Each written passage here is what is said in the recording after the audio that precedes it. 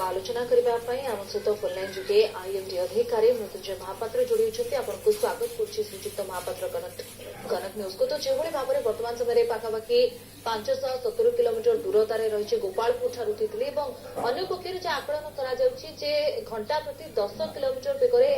गति करुच्ची। तो वर्तमान समय कौन आशा करते मात्रा प्रभाव पड़ो ओडिशा उपर मुख्यतः क्यों क्यों जिला गुड़िक प्रभावित होते? डिप्रेशन गतकाली मध्यरात्रि इंटेंसिफिकेशन है गोटे डीप डिप्रेशन रे परिणत होइছে एंड या सहित यार वेस्ट स्पीड बढ़ी के वर्तमान पाखापाखि 55 65 किलोमीटर प्रति घंटा वेस्ट स्पीड केंद्रीय बंगोपसागर चली ये धीरे धीरे उत्तर पश्चिम दिगरे गति करके 11 तारीख सकाଳେ नॉर्थ आंध्र प्रदेश और दक्षिण ओडिशा उपकूल निकट में पहुंचब। तेणु आम आशा करूँ या 11 तारीख सकाଳେ कलिंगपट्टनम और गोपालपुर मध्य उपकूल को अतिक्रम कर उपकूल अतिक्रम करने समय यार वेस्ट स्पीड पाखापाखि 80 ରୁ 90 किलोमीटर प्रति घंटा और बढ़ी 100 किलोमीटर प्रति घंटा होगा संभावना रही है। यार प्रभाव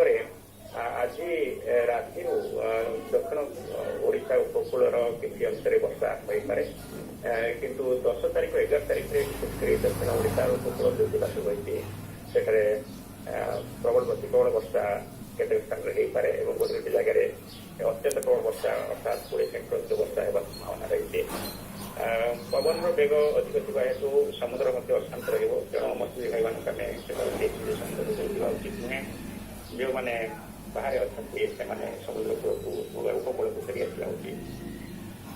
तेज श्रीजुक्त महापात्र अन्य पक्ष जहाँ कहुचे 10-11 बेलू वर्षार परिमाण बढ़ तो केते दिन उपकूल छुईवा तितलीर प्रभाव केते दिन पर्यंत परिलक्षित हो? 11 तारीख जाए प्रबल वर्षा हमार संभावना रही केतेक जगह 12 तारीख में वर्षार परिमाण कमिजिव से उत्तर ओडिशा किसी स्थान में वर्षा हो पाए गोटे जगह प्रबल वर्षा हो पाए 12 तारीख में मैंने जपरिक बालेश्वर मयूरभंज जिला इत्यादि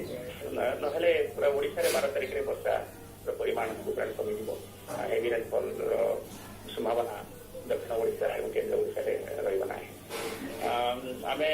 कल जो प्री साइक्लोन वाच इश्यू कर आज अपग्रेड करके साइक्लोन अलर्ट इश्यू करूँ आज सकाଳେ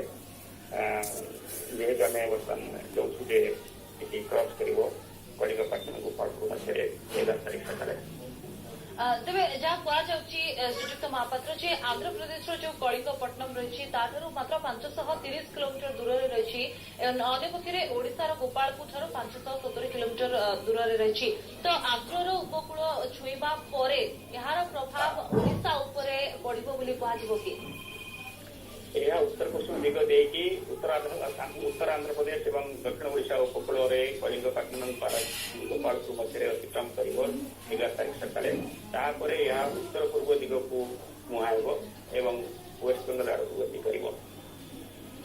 बहुत बहुत धन्यवाद श्रीजुक्त मृत्युंजय महापात्र आपंकर समस्त आलोचना आईएमडी अधिकारी मृत्युंजय महापात्र आम सहित जोड़ी जहाँ सूचना दूसरे पाखापाखि 80 ରୁ 90 किलोमीटर बेगर पवन बोहार आशंका रही अन्य पक्ष घंटा प्रति 10 किलोमीटर बेगर उपकूल आड़ को गति करुच्ची।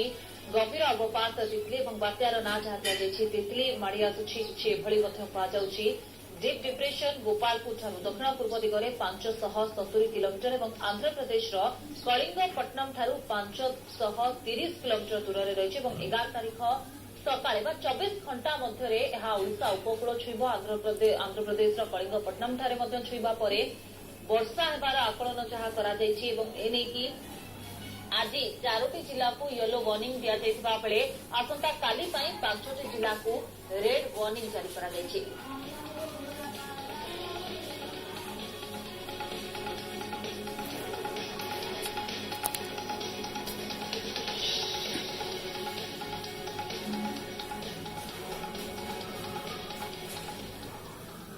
समय बुलेटिन को एट रखुछु। नमस्कार।